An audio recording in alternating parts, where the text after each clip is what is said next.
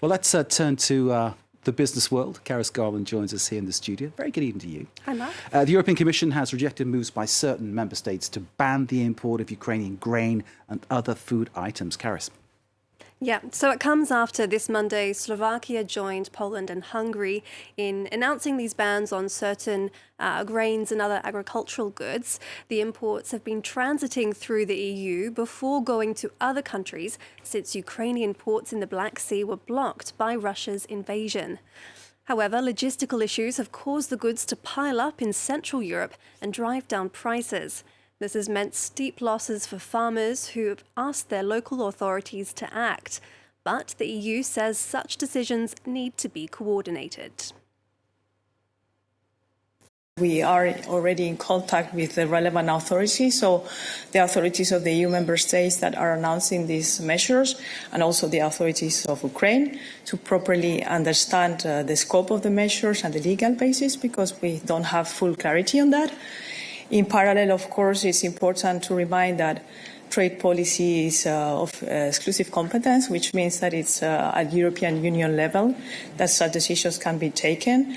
And it's why we have been saying that unilateral action is not possible under EU trade policy. Europe's most powerful nuclear reactor has finally started regular production after a 14-year delay. Now connected to the power grid, the next-generation Olkiluoto 3 reactor in Finland is producing 14% of the country's electricity. It's boosting energy security there after Russia cut gas and power supplies. The European pressurized water reactor was supposed to be completed in 2009. The delay has added billions of euros onto the project's total cost. Yinka Oyotade has the details. It's the largest and most powerful nuclear reactor in Europe. 2 decades in the making and 14 years later than planned, the Olkiluoto 3 is finally in operation, and it's going to be working hard. According to its operator TVO, the reactor is expected to meet 14% of Finland's demand for electricity. This is very important for us, for TVO, but it's also important for security of supply, for climate. It's important, and even for the price of electricity. Plans for Olkiluoto 3 were first drawn up in 2003, with a view to have the reactor operational by 2009. But the project was plagued by technological issues and lawsuits. As years passed, the price tag for the ambitious plan more than doubled from 3.4 billion euros to 9 billion.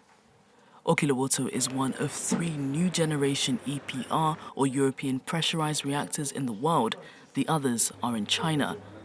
Another 2 reactors are expected to join the global fleet in France and the UK. Nuclear power remains a controversial issue in Europe, primarily due to safety concerns. The Olkiluoto reactor was connected to the power grid just hours after Germany shut down its last 3 nuclear reactors.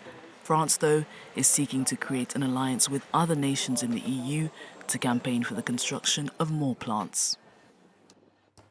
Let's take a look at the day's trading action now. And on Wall Street, the major indices climbed just before the bell to make up for earlier losses in the day, as investors weighed a fresh round of corporate earning results.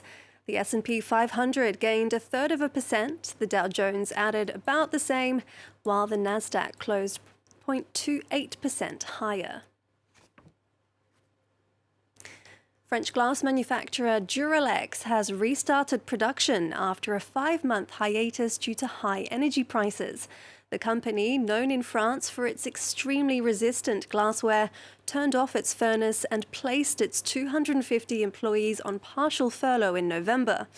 Duralex chief says losses stand at an estimated 2 million euros, but the firm has avoided the worst thanks to a 15 million euro government loan. And Apple is gearing up to open its first retail store in India. The tech company has already been boosting cooperation with India on the supply side of the business. It's invested in new factories with the aim of producing 25% of all its iPhones in India.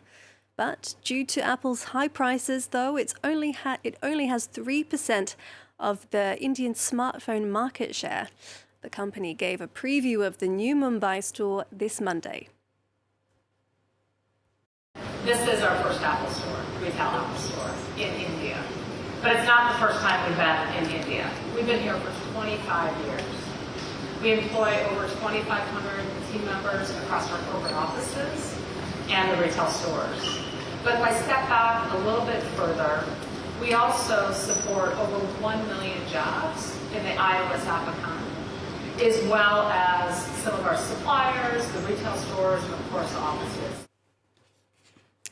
And we're expecting Apple CEO Tim Cook to visit India in the next coming days, so we'll probably be following that story. We wait and see how that develops. Karis, thank you very much indeed for the business. Thanks. Great to see you. Great to see you. Karis Garland there with all the business news.